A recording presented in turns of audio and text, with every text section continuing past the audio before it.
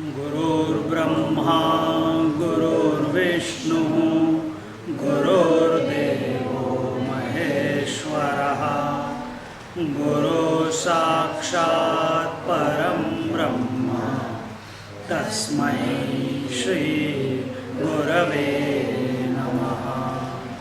तस्मै श्री गुरवे नमः।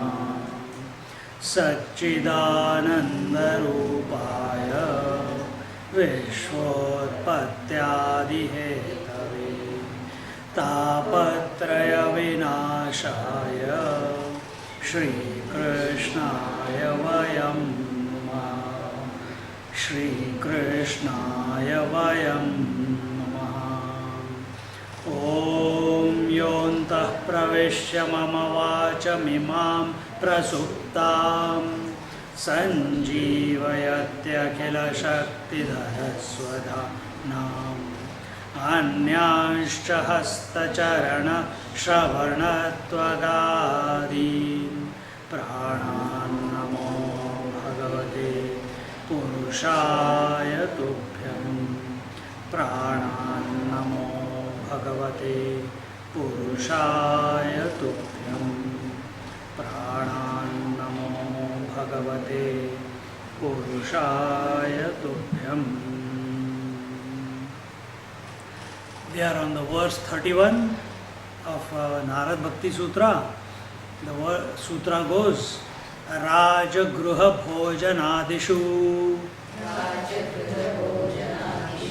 Tathaiva Drishtatvat. No, this is not the one. 30th. Swayam Phala Rupateti Brahma Kumaraha. Swayam Phala Rupateti Brahma Kumaraha.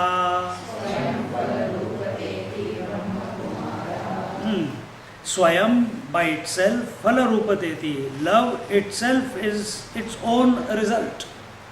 There is not something else other than that love that you will get. So here it is said, Bhakti is its own fruit. Thus say the sons of Brahma, the creator. Who are the sons of Brahma? The Sanat Kumaras. Some people say that it is the son of Brahma, this is the opinion of Lord Sage Narada. But we don't take it that way, we take it to be the Sanat Kumaras, because what he is doing here is, he is giving the opinions of different masters, isn't it? Some masters, some acharyas say that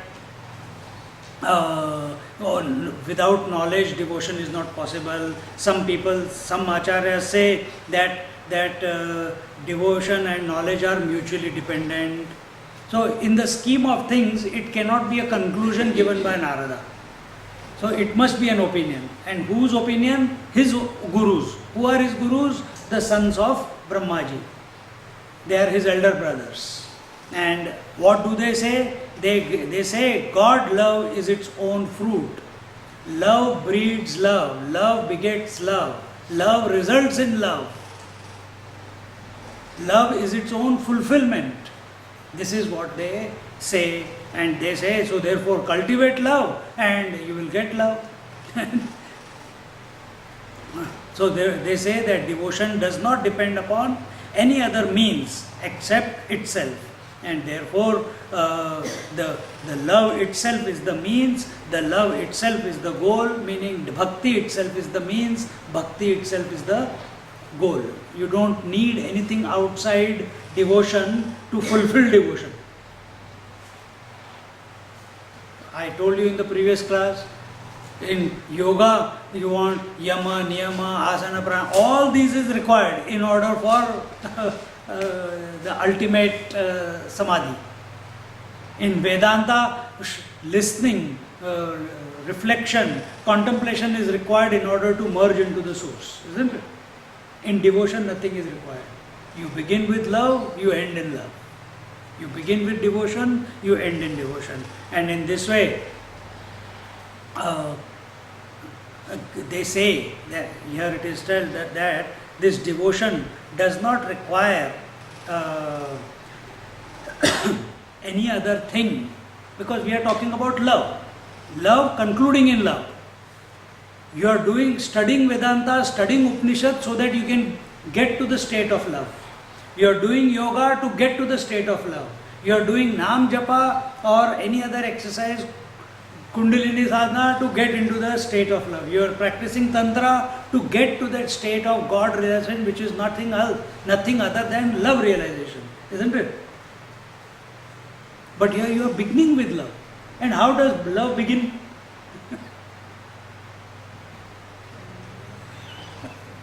So if a devotee is beginning with love and ending in love, how does the love begin? It has got no cause. It begins. It has got no reason. Why do you feel suddenly, and we all must have gone through that. We don't know the child, we don't know the person, we don't know that woman, we don't know that man. But suddenly an overwhelming love just gushes forth from your heart, and you don't know that person. That comes, he comes to touch your feet or he comes to say hello, and you go and hug that person like, oh, like long lost mates, isn't it? From where does it come? It was not because of any other thing. It just came out. It is there in you all the time. See? So there is no cause for the God, for the love for the Lord. There is no cause. Because Lord Himself is the cause of the whole creation. Lord Himself is the destination of the entire creation. Everything in this creation, everything that you call yourself to be, body, breath, mind, intellect, not only that, all the senses, all the great elements, space, air, fire, water, earth, they only find fulfillment in that Lord. Read Kena Upanishad. Only in that Lord. So if Lord alone is, what is the reason the waves appear on the ocean? Is there a cause? Remember that example we took in Amrut Anubhav? He has given that example. There is movement in the river and there is movement on the ocean. The river's movement is out of desire to reach the beloved. The ocean's movement is out of no desire. It is out of joy, uncaused. There is no cause and effect in its movement. So also recognize, here the Narad Muni and including the Sanat Kumara say, this love is uncaused. It just comes. It's always waiting to come out.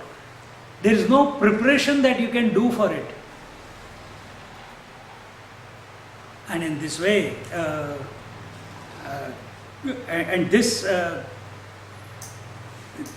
and when it comes, the devotee feels the sense of fulfillment, and as this love percolates and takes over the entire heart of the devotee, and in this way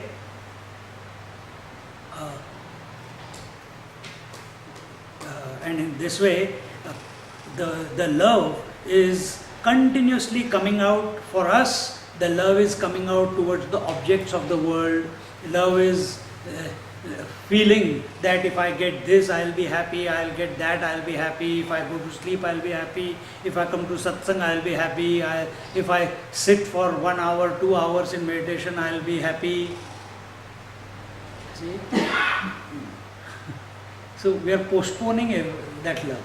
We are postponing that inspiration. Instead, under all sets of circumstances, just begin, and that love will take over. It will flood your heart. It will flood your mind. And in that flooding, you as an entity will vanish, will get drowned.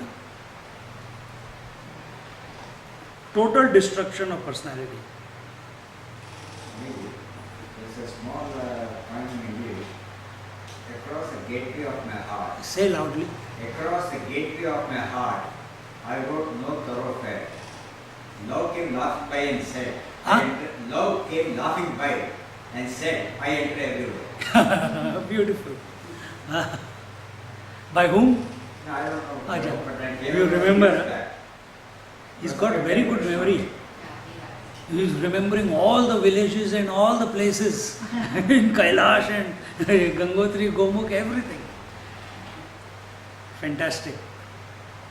Love says, I can go anywhere, Everywhere. everywhere. Even though it was no problem. It's written no entry and if the love enters. How can you stop me?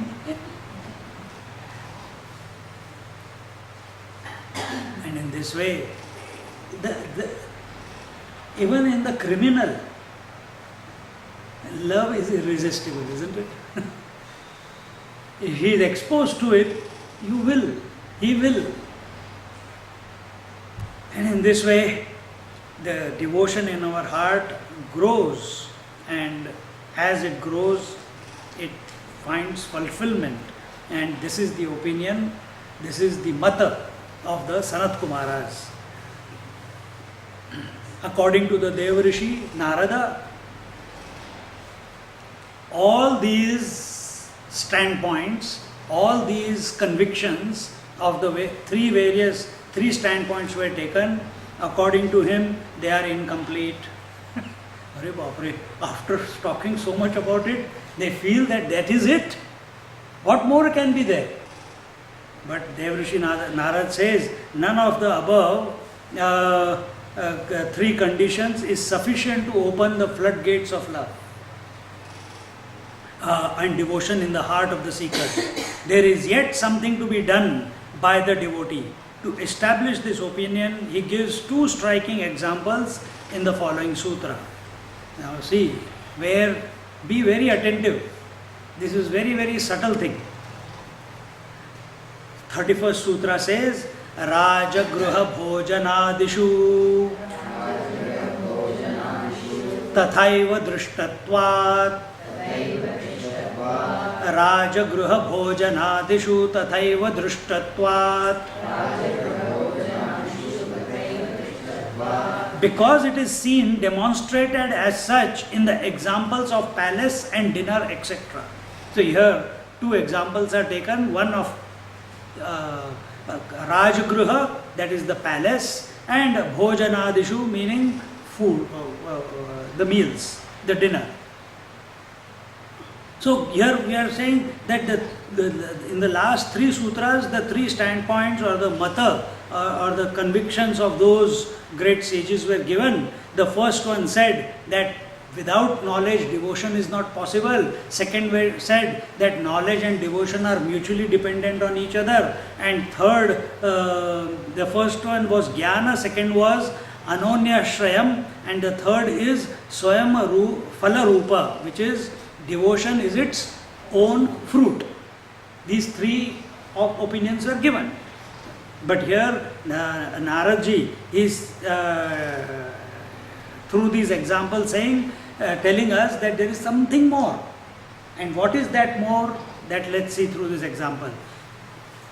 To know, in the first example of the palace, to know the palace, to know that there is a king, to know the hallways of the palace, to know the various departments of the palace, to know the corridors of the palace, to know where everything is kept, having free entry into the palace at any time of the day and go out, is not equal to being a friend of the king. Understand? Is not equal to being the friend of the king. You are still the powers and the influence that a courtier has over the king, wherein he is able to advise the king, sit with the king, have dinner with him, go for walks with him.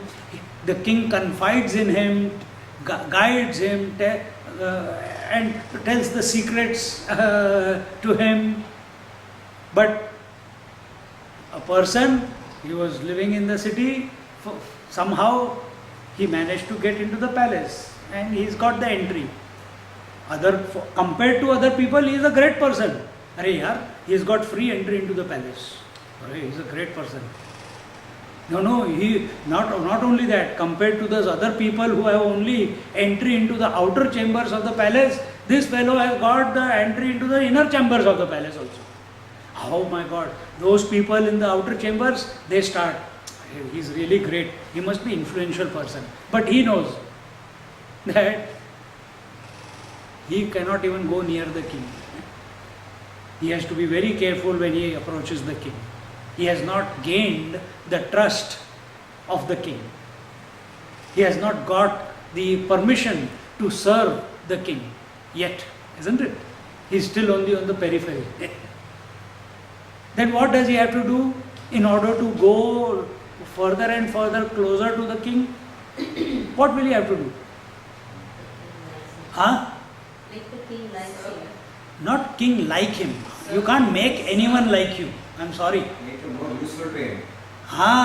He has to keep showing to the king that he is ever available at the right place at the right time. Continue to sacrifice his whole life for the service of the king, isn't it? Eknath Maharaj was there. Eknath Maharaj was told, he was meditating, and he said, "Oh Lord, I need a realized master. Please tell me whom I can go to." Eknath Maharaj from Paithan. We went to Paithan. In that dusty town, we didn't stop. Then we went to Aurangabad. But we went to where there were all those hundreds of steps were there down to the river. We ate some pakodas.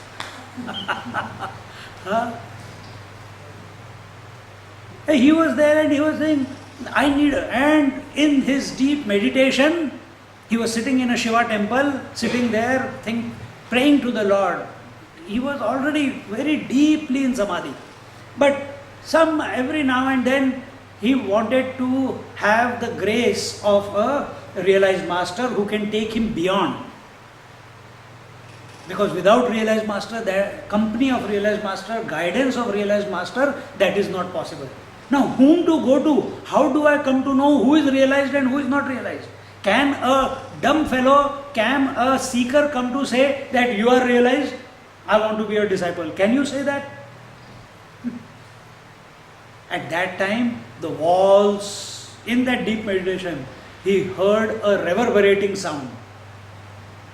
Go to this person in Devgiri. We went to Devgiri, Daulatabad, where we climbed all those steps in the fort outside Ellora caves. See, this is similar. When I read this story some time ago, when I was sitting on the seat of meditation, totally, what to do next? I keep telling, the sound came from inside my head. From where it came, I don't know. And wherever I would go, it will follow me. Study scriptures, study scriptures, study scriptures. And the first time I heard, I came out and I wanted to scold the person who was disturbing me like this. I opened the door, nobody is there. I was sitting in my room, and the moment I closed my eyes, again, study scriptures. It's reverberating in the room, like a echoing sound. What was the cause of it? The Lord. Then therefore there is no friction in the mind with regards to scriptures. Should I study or should I not study? They are difficult, there is no, just like fish to water. That everything that I read, it makes sense, yes.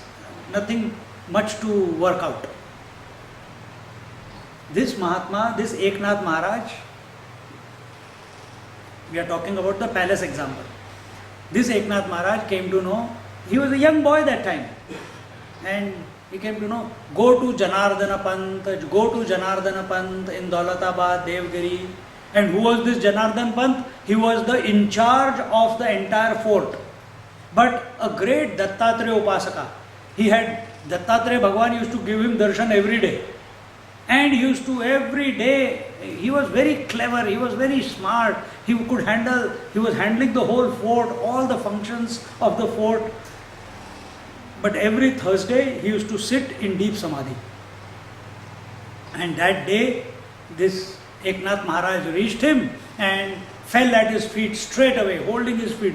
Please, please make me, teach me, take me, please bless me and grace me with God realization. He says, who are you? Opened his eyes. Came at the right time when he was going to get up. Who are you? I am Eknath. From where have you come? I come from Paitan. Are your parents there? No. Who has been taking care of you? My grandparents. Then why have you left them? Have you taken their permission? He said, if I had taken their permission, they would have not let me come. But I can't stop myself from not knowing what the truth is. So I have not told them. I know they are in pain, but I have to come. I will be in more pain if I don't come to know the truth. He said, and he looked at that young child who was in early teens, looked into his eyes. He saw the sincerity, the dedication, the love for the truth. And he says, come. For 6 years, that Eknath Maharaj continued to prepare bath for him, clean his room, cook for him, prepare the flowers and the puja every day. And one day, and every Thursday, this Janardana Pant used to go into deep meditation, Samadhi. And on that day, he went into Samadhi, and the moment he went into Samadhi, the enemy attacked the fort. Now what to do? Now what to do? Immediately Eknath, we are talking about service, how he is dedicating all his activities to the law, to his Guru, so that he can gain his grace. He took the armor, he took the horse of his Guru, climbed onto the horse wearing the armor. Any soldiers didn't know whether he is the Janardhan Pant, their commander, or is this Eknath Maharaj. This young boy got it, went with full inspiration. The whole army was inspired. Our master is with us. Cut, defeated the enemy, came back, kept everything back in place, clean and tidy, and stood at the door again guarding that my teacher's Samadhi should not be disturbed. The Guru Maharaj woke up came out of his meditation. He knows everything. Nobody needs to tell him. He looked at his disciple. There was no sense of excitement, no sense of having achieved something in life for his teacher. Absolute calmness, balanced mind. There and then he told his disciple, you will come to know. One line is enough by a realized master. If he has said that you will come to know, means this disciple will come to know. Similarly, this servant who has gone access till the inner chambers of the king, he has to keep serving till one day. When will that day come? We don't know. But the king's eyes will fall upon him. Right? He's been here. How long have you been here? I have been here for last 10 years and you haven't even noticed me. Get out. How long you have to wait at the threshold of the sanctum sanctorium? As long as it takes. That's the price you have to pay. No, without any expectation. Because that is the right thing to do. Because the moment expectation comes, you can no longer stay at the... You see Nachiketa, when his father told him, go, I give you to death. He found a way to go to the death. And he went to the chambers of death, to the abode of death. But the doors were closed because the god of death had gone out somewhere on a tour. Acha, nahi hai, chalo wapas, let's go back. No, my father has said go there, so he must have meant for my good only. How can a father say go to death because he wants his son to be dead? No. He must have said it because there must be some hidden benefit for me, therefore he has said it. And he found a way to go to death. He didn't commit suicide through meditation. And there he waited 1 day, 2 days, 3 days. And after 3 days, our god of death came, Yamaraj. He said, who is this fellow? Sir, he's been waiting, the doorkeeper, sir, he's been waiting for 3 days. What, 3 days? My God, waiting for me? Normally I wait for everyone. Normally, I wait for everyone, and this fellow has been waiting for 3 days. Now call him quickly, come inside.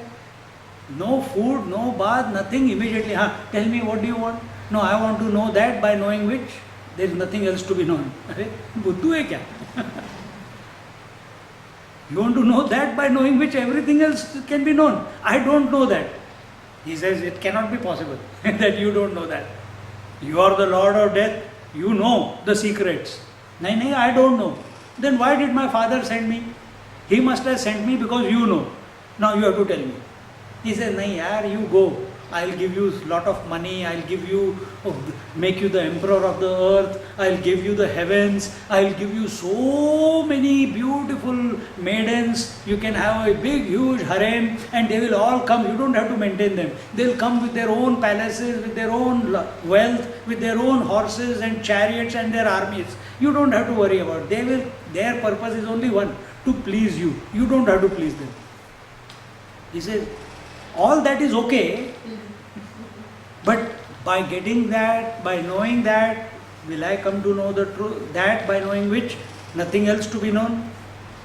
ये तो बड़ा अटक गया, ये he is stuck, he is not getting away. And eventually, the persistence of that young Nachiketa, only 8 years old. Why? Dhruva was 8 years old, Prahlad was 8 years old, Nachiketa is 8 years or 7 years old. Why that age is so important? Because after that you get matured and hell breaks loose. So while the mind is still innocent, childish, innocence, childlike innocence, in that the right data can be put in. And eventually the Lord of Death had to tell him what that truth is. Because he was not ready to, not out of arrogance. He is till the end of Kathopanishad. He keeps saying, I don't know, I'll give you this, I'll make you famous. So many arguments are given. So many ways he tries to tempt him. But Nachiketa, that young 8-year-old, remains steadfast that I want to know that, by knowing which everything else can be known, or nothing else remains to be known. Similarly, this servant has to continue. We as a devotee have to continue to do whatever it takes to serve the Lord. The servant has to continue to serve the king in whichever manner. Whether sleep or no sleep, whether food or no food, whether comforts or no comfort, whether family pleasures or no family pleasures. But he has to continue to serve and serve and serve till the day, till that moment when the king recognizes, here is a selfless worker who is worthy of my blessings. Exactly the same. You have, just by knowing the periphery, by having the knowledge of what devotion is, just by knowing what that Om Namah Shivaya, okay, nothing is going to happen until unless we don't have the company of the Lord Himself. Meaning what? From Vedantic standpoint, when the mind is completely steeped in self-consciousness, that it loses its own identity. A selfless worker is only when the servant forgets himself, his comforts, his ailments, his desires, and keeps the desire, the comfort of the king as priority, isn't it? Similarly, a devotee keeps doing whatever is required to please the Lord and nothing else. Then it is possible to get that complete fulfillment within one's own heart. Otherwise, it's not possible. And the second example that is taken is of the dinner. And again, the dinner is, which you all girls, ladies know very well. You just by knowing that the dinner is there, knowing the dinner does not make you fulfilled. You have to make it one with you. But to make it one with you, chalo, let's have dinner. Acha, let's have dinner. But then Lalita says, oh, you cut vegetables, you cut onions, you get the pot on the fire, you put some oil, you put this. Arey, no, I want dinner, I don't want to do all this. Without doing all this, dinner is not possible. So you have to do the hard work. You have to first know how to make the dish. You have to have the patience till the food is cooked. To cook the food, you must know the sequence, what to do, in what order, so that the food is properly prepared. Otherwise, you will not be satiated. And after all that is done, then you put the plates out, then you bring the food, and then that you put the food into your mouth and become one with it. Then there is fulfillment, isn't it? Same is devotion. It's not a blind leading the blind. It's not a blind faith. It begins as blind faith, no doubt. But as it begins,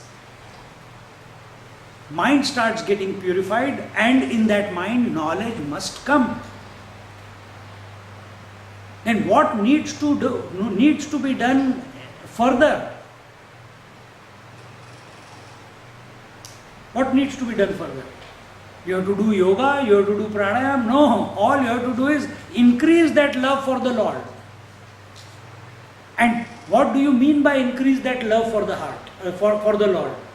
It is to serve the Lord. And where is the Lord?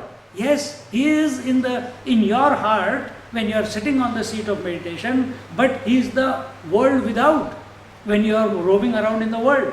So you have to serve the world. Serve, serve, serve, serve. Because Lord is not only in your heart, He is everywhere. There is no place that He is not. And every time you forget serving Him, you forget remembering Him, there is this pang of separation, which makes you put even more efforts to please the Lord. And why do you want to please the Lord? Why do you want to please the Lord? Why does that servant want to please the king? Why do you want to prepare the food with all the efforts? Acha bhai, dinner is ready. Satisfaction is not there. If the dinner is ready, satisfaction is not there. I have served the king, satisfaction is not there. You want his grace, isn't it? You want the food to become one with you. That is the grace of the food, to satiate you. So when you serve the Lord in whichever way it is possible, 24/7, then alone His grace will come. When it will come, it is not for you to say, but it will come. Our job is only to keep serving, keep serving, keep serving. And in this way, Narad Muni says that knowledge alone is not competent to give the final experience. And therefore, we must, through service will be performed by you only when pangs of separation, that you have not reached that fulfilling moment. So you want to serve more. What is that service? Very simply put, the service is to invoke even more love for the Lord. I am going wrong somewhere. I am missing remembering Him for certain moments of my life. Like the Dhruva story I told you, who did not want to be disturbed by collecting fruits, then he did not want to be disturbed by eating the leaves, then he did not want to be disturbed even by drinking water. He only wanted, he wanted no breaks in his remembrance of the Lord.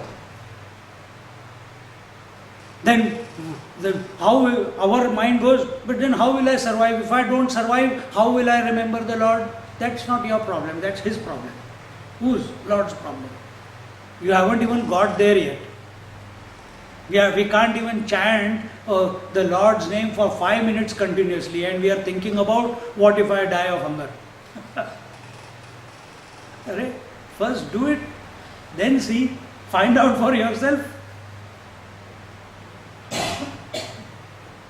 So we must please the Lord and expand through service alone.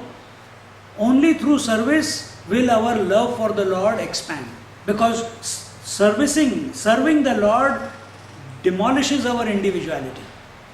The more our individuality dissolves, the more our consciousness expands. The more our consciousness expands, a moment will come where consciousness meets consciousness. The individual consciousness, the last remnant, merges into the total consciousness. That is the fulfillment. And in this way, one must please the Lord within our heart. And in this way, devotion is not only for the devotion, but it is for getting the Lord's grace and blessings and His bliss. And as a result, when the devotion reaches this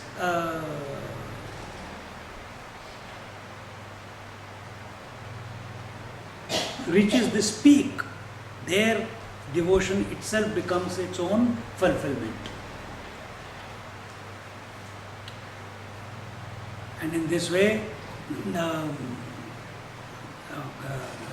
devotee, having served the Lord, comes to experience the fulfillment in his own heart and not somewhere else. And this way, the more we give, the more we sacrifice, the more we give love, the more it increases. It's not by giving love only to whom we know. Be an unconditional lover to the Lord Divine. Don't become a choosy lover, that he is my friend, I will hug him. That other is not my friend, I will not love him. He is my dear, so hello mummy, hello sister, hello dad, hello daughter.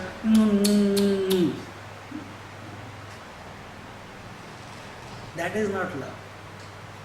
Whenever a devotee of this caliber comes about, let it be Jnaneshwar Maharaj, let it be Eknath Maharaj, let it be Namdev Maharaj, let it be Satya Sai Baba, let it be Ammachi, or enemies crop up. Isn't it? So many things have been written about them by unwanted, by the enemies. Huh? Jealous. But jealousy. Why the jealousy? Because they have gained the name and fame, because people are going and falling at their feet, because he is able to heal and we are not able to heal, because people listen to him. What has he got that we haven't got? I also have powers, he also have powers. Then why don't you go? Why they are going there? Why they are not coming here?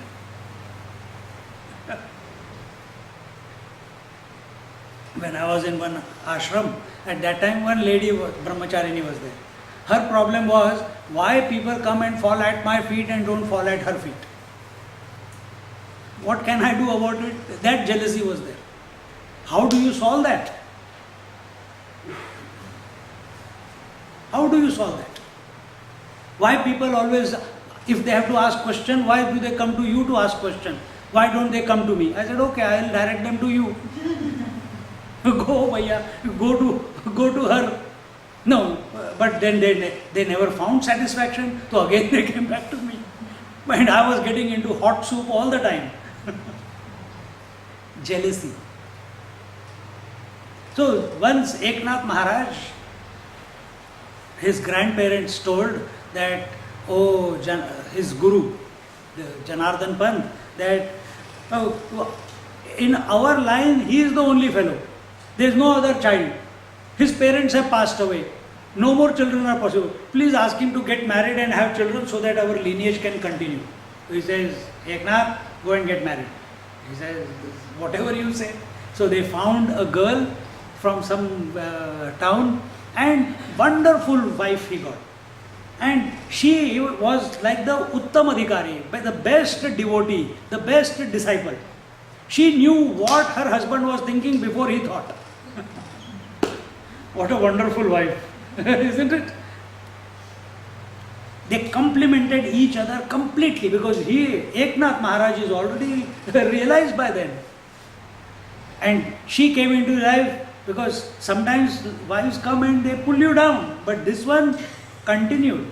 And one day all these people, that he's realized also, he's got a good wife also, he's got children also, his people are falling at his feet also, his name and fame is increasing also. And they are always waiting for a time when they can create trouble for him. So one day that moment came. One old Brahmin was going around, and he was a beggar. He had come from different village, and he was saying, please give me 200 rupees, can someone give me 200 rupees, can someone give me 200, why do you want 200 rupees? You know, these good for nothing pandits, they are always sitting outside on the wall of the temple, discussing, gossiping, how we can, they are concocting a plan. How do we show this Eknath Maharaj down? So this Brahmin came. He said, 200 rupees, 200 rupees. Why do you want 200 rupees? I want to do the thread ceremony of my son, and if I don't do it, then I will commit sin. And this was the thinking 500 years ago, in the 15th century. So they said, yeah, we will give you. We will give you straight away, but you have to do something for us. What? You have to make Eknath angry. He says, I'll go, 200 rupees. He did not know who Eknath Maharaj is. Straight away they said, that's the house. Eknath Maharaj was sitting in meditation. He went straight away into the puja room where he was sitting in meditation with his slippers. Cut, through the flowers here, through that. Eknath Maharaj, when Eknath Maharaj opened his house, he said, hey, who are you? Without saying anything, he didn't say who are you. He is just making all this sound and everything. Still Eknath Maharaj is not disturbed because he has to make him angry. When he didn't get disturbed, he went and threw himself on his lap. Now with that shake, Eknath Maharaj woke up, came out of meditation. He said, hey, Vithala, who are you? Unasked, I don't know you. What do you want, my child? He says, what do I want? He just, and he started making all the, eventually he had to get up. But Eknath Maharaj's reaction was not that of anger. It was, what do you need? Why are you behaving like this? Do you want something? Seeing compassion towards him, what do you want? He could have asked 200 rupees, he would have given him. But he's thinking of 200 rupees from the Pandits. So he got up from his lap, and Eknath Maharaj called his wife, hey, come and see what he wants. Now he said, how this fellow is not getting disturbed, not by all the mess that I have created in his puja room, not by my wearing slippers in his puja room, not by me falling on his lap while he is in meditation. He immediately went and climbed on the back of his wife. and he's not believing her. So Eknath Maharaj still did not get angry. He said, hey, oh wife, take care, huh? You have got a grown-up child on your back. Make sure that he does not fall. She says, don't worry, my dear husband. I have had enough experience with all the children. I will make sure that he does not fall. I will take care of him. Whatever he needs, I will go and give him. And she holds him tight. When he hears, when that fellow was on the back, when he sees that this husband and wife, you cannot crack them, immediately fell at the feet of both of them. He says, I am sorry, I was instigated by those Pandits to do this to make you angry. He said, all you had to do was ask me 200 rupees, I would have given you. Why you have gone through all this? He says, no, I have made a mistake, I have committed a sin, please bless me, please guide me, please give me the knowledge that you have. And from then onwards, he became their disciple. See, this attitude of Eknath Maharaj and his wife cannot come about until and unless the vision of oneness, which is the result of this fulfilled heart with the Lord, until and unless that is there, it is not possible, isn't it? It will keep seeing the differences otherwise. So therefore, merely knowing the palace, merely knowing the menu and knowing how to prepare everything, prepare anything when you have come to the dining table also. Dinner is served, but bhaiya, eat it. Only then you will get satiated. Same way, the Narad Maharaj says that Jnana, knowledge, mutual dependence, and Bhakti, its own fulfillment, all these three opinions are true, but to put them together, what you require is service to the Lord. Without that, it will not grow. And in this way, he says that love for the Lord grows to the same extent as much as you love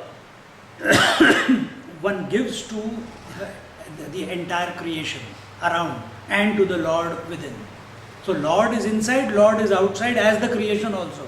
You have to keep serving, keep serving, keep serving without any arrogance, without any feeling that I have given charity, without any feeling that I have become a savior for others, without any feeling that I am doing good to the society, without any feeling that I have to, without me the society would have gone to dogs. Nothing like that. Our job is only to serve, serve, serve and serve. In that, the love increases, because you lose your identity as a person. And in this way, we get the grace and the bliss of the Lord's feet. The incomparable devotee of Narayana, Narada, has his own views upon the mooted point of what exactly is the source of devotion. This will be discussed in the following sutra. न तेन राजपरितोषः क्षुधा शान्तिर्वा न तेन राजपरितोषः क्षुधा शान्तिर्वा. Because of it, a mere knowledge alone, neither the flavor of the king nor the appeasement of hunger can ever happen. I have already explained this sutra. And therefore, we must, just like that servant, that person must learn to court the king and show his faithfulness, his loyalty, his sense of surrender and service to the king, whether he is looking or not only to the king but also to the country, just like our Eknath Maharaj showed that he is there for his guru by taking his clothes, and no sense of pride that I defeated the enemy and because I am the disciple of the guru. No, absolutely. He didn't even speak about it to his guru. But as a result of his samatva attitude, equanimous attitude, he gained the grace of his guru. So similarly here also, we must be willing to prepare, serve and enjoy the food, the dinner. Until unless we are not ready to prepare, serve, enjoy, unless and until we are not ready to serve the creation, unless and until we are not ready to dissolve our personality in the remembrance of the Lord through service, how will expansion happen? We do it all conveniently, isn't it? If I have the time, I will go. If I don't have the time, I will not take the name of the Lord. If I have the time, what time are we starting the class tomorrow, Swamiji? 5 o'clock. 5 o'clock? From the back of the room, someone says, Someone says,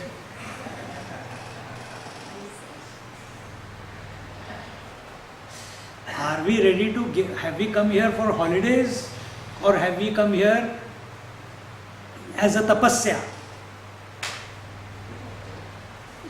As a tapasya, isn't it?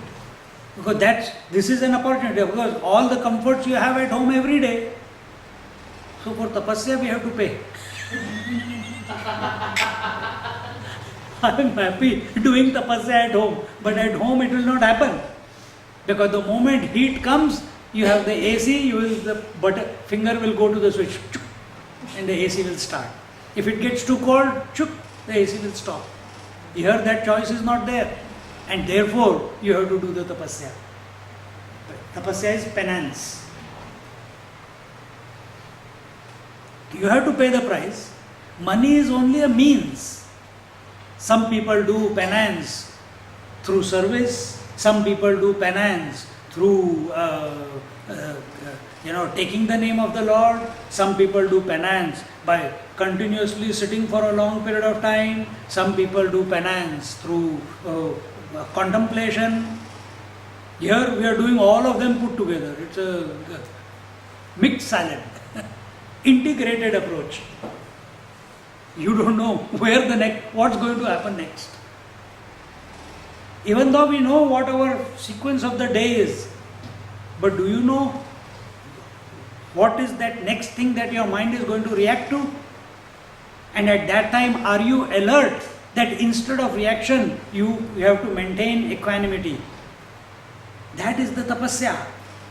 So whether it is heat, whether it is what someone else said, whether it is hunger, whether it is the tea is there, and I saw someone, they were just coming out of the room, and while locking the door, they dropped the water. What happened? Hand up? Nothing. Okay. You got your hand up. I thought you wanted to say something. I'm not saying who it was, but that person suddenly saw that I was standing there. Oh, water fell. It happens. And continued. Was there a feeling, oh, it should not happen. Why it is happening to me? If some disease comes to you, why it happened? No. Oh, body is there, disease will come. Accept it. Why my hair is going black? Sorry, white. Getting old, hair will become white. It is meant to do that. But we react. Reaction is not equanimity. As we become aware of more and more, you will find, you will first stop reacting to the gross things in your life. Then as the gross is not able to disturb you, or you are not getting disturbed by the gross, then you move into the inner realms. Then emotions are not able to disturb you, your mindset is not able to disturb you, your beliefs are not able to disturb you, your desires are not able to disturb you, your longings, deep-seated longings which you are not even aware of sometimes, but they erupt in those peaceful moments. They are not able to disturb you, but each consecutive layer will come to the fourth only when you have dealt the outside ones first. And you keep growing and growing and growing and expanding and expanding and expanding till there is nothing more to be given up. And you don't have to give up all these things. All you have to do is cultivate love, continue to serve. And in this way, therefore, in devotion, we must continue to seek the Lord, we must continue to strive to be one with the Lord, we must continue to love the Lord within and without. Until we come to recognize that Lord of the universe within our heart, who is continuously playing his flute. Continuously. And in this way,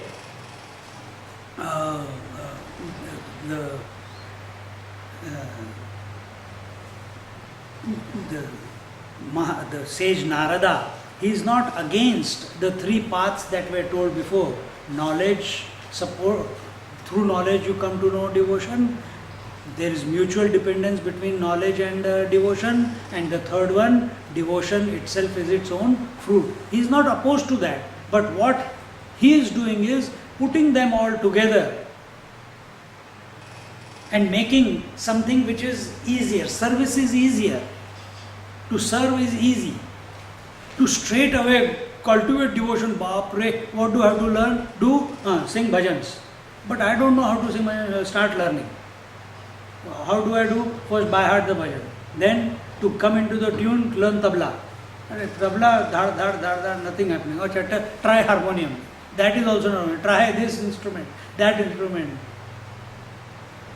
There is no end to it. But in a devotee who is available, automatically the music comes out. In whichever way he sings, isn't it? Did Baba learn bhajans, kirtan? And yet you see him singing the bhajans. And thousands go into ecstasy when he sings. The song comes from within. The ragas come from within. That Ganpati Satchidanand Swami who came here, you see him, every day he composes new ragas. Every day he composes new ragas. He says there is so much in that one moment of bliss. Quickly he writes down another raga. Did Beethoven go into any school to write the symphonies? Blind. Born blind. From where did it come? All that beautiful music. From his heart, isn't it? So here says Naradji is saying there is no single source which is the source of devotion. Everything put together can spring forth this devotion from your heart. And this devotion comes of its own accord. There is no cause for it. And yet all these things need to be done or should be pursued by the devotee to increase the devotion within his heart. And with this honest, sincere and intelligent involvement with the world, wherein he recognizes the hand of the Lord behind everything, the will of the Lord behind everything. He does not create cause and effect. Then alone this love in his heart will reach its fulfillment. Om Purnamada Purnamidam Purnat Purnamudachyate Purnasya Purnamadaya Purnamevavashishyate. Om Shanti Shanti Shanti. Hari Om Shri Gurubhyo Namaha. Hari Om.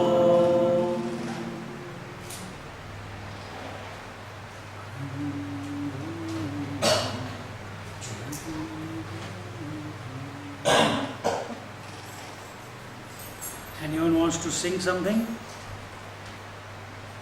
Just a small doubt. Huh? Small doubt. Huh? For devotion to happen also, you need the grace of God. Say that again. Devotion to happen also, you need the grace of God. Of course. There is no cause. It happens.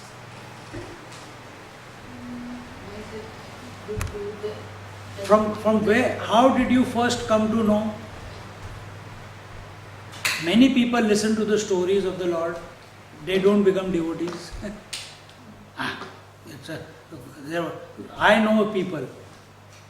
Rama's story is good, but Rama was just a human being. Krishna's story is good, but Krishna was just a human being. And they don't pray. They enjoy it as a story. So what is the difference between them and us who listen to the story of the Rama and something happens in our heart? From where did it come?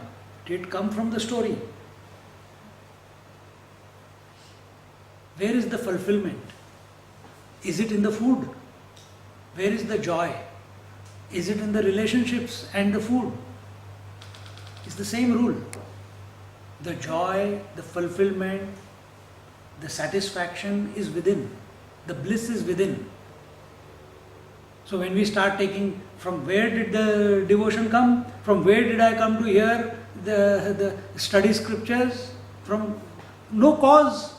I can't say who it was, except that it must be the Lord's voice. From where did Eknath Maharaj come?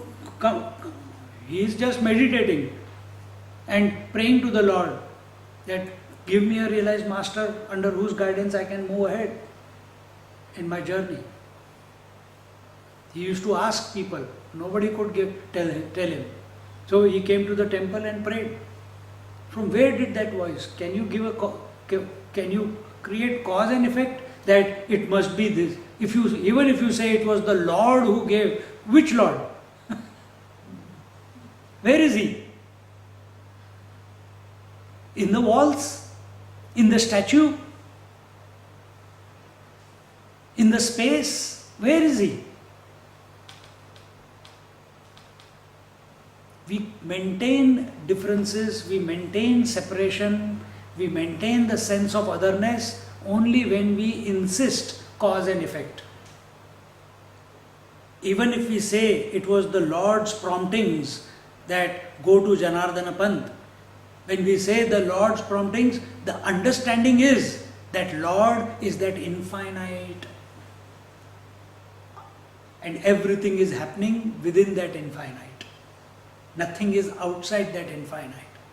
So whether it is appearing as a thought in your mind, whether it is appearing as an emotion, whether it is a voice heard, it is all His doing alone. Now, important thing is to listen to that and go where that message is taking you. Not go, but who told me that, who told me that, and become miserable. If you don't find who told you, you will become miserable, isn't it?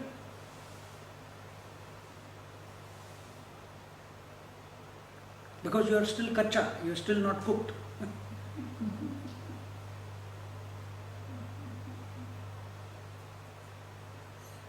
So devotion is causeless. It happens in someone's heart. Why do two people fall in love? Why did Laila Majnu, the most ugly looking girl in the whole town, and Majnu, a prince, wasn't he? He was a prince. He had all the girls, beautiful girls to choose from. But he falls for this poor, ugly looking girl. Why? Is there any cause? No. Because all the good girls rejected him, so he went for. Nothing like that. All he had to say, look at them, they would have fallen at his feet. He was the prince. But he fell for that Laila. There is no reason.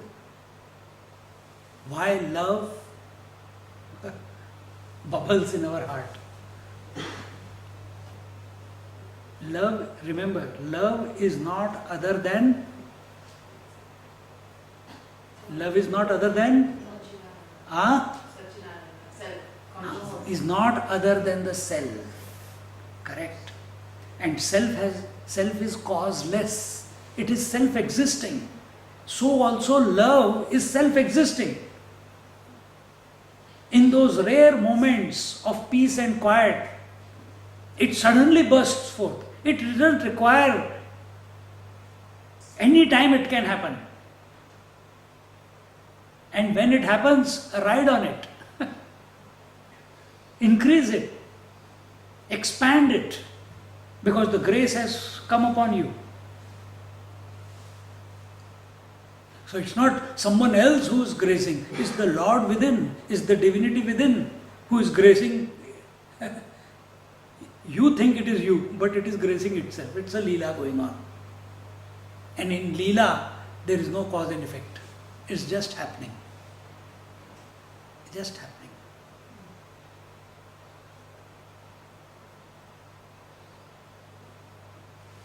Bhajamana Govinda, Bhajamana Gopala, Bhajamana Govinda, Bhajamana Gopala, भज मन गोविंदा भज मन गोपाला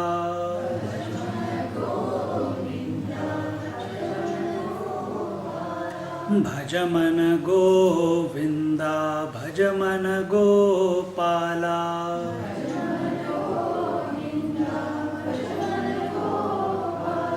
भज मन गोविंदा भज मन गोपाला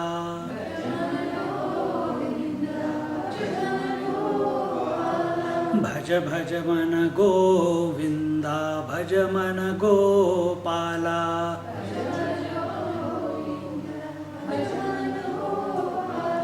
भज मन गोविंदा भज मन गोपाला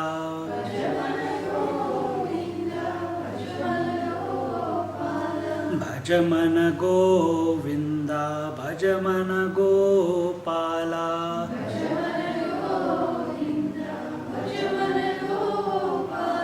भज मन गोपाला भज मन गोविंदा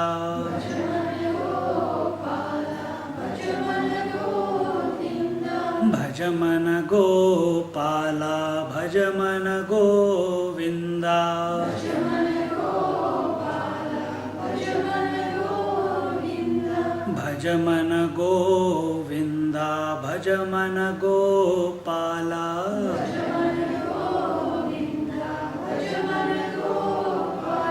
भज मन भज मन गोविंदा भज मन गोपाला भज मन गोविंदा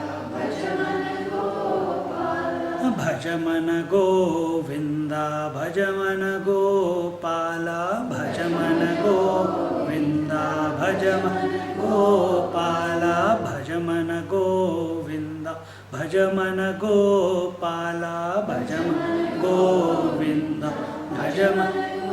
गोपाला भज मन गोविंदा भज मन गोपाला भज मन गोविंदा भज मन गोपाल भज भज भज मन गोविंदा भज मन गोपाला भज भज भज मन गोविंदा भज मन गोपाला भज मन गोविंदा भज मन गोपाला भज मन गोविंदा भज मन गोपाला भज मन गोविंदा भज मन गोपाला भज मन गोविंदा भज मन गोपाला भज मन गोविंदा भज मन गोपाला भज मन गोविंदा भज मन गोपाल भज मन गोविंदा भज मन गोपाला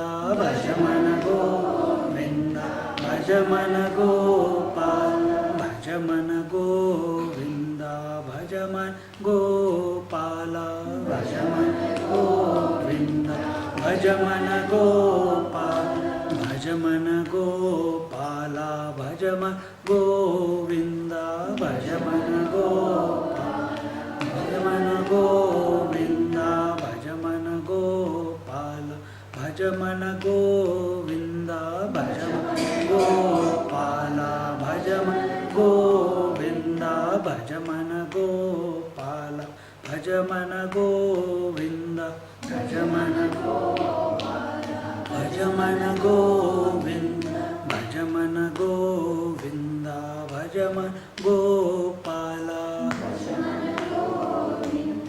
भज मन गोपाल भज मन गोविंदा भज मन गोपाला भज मन गोविंदा भज मन गोपाला भज मन गोविंदा भज मन गोपाला भज मन गोविंदा भज मन गोपाल गोविंदा गोपाला गोविंदा गोपाल गोविंदा गोपाला गोविंदा गोपाल गोविंदा गोपाला गोविंदा गोपाल गोपाला गोविंदा गोपाल गोविंदा गोपाला गोविंदा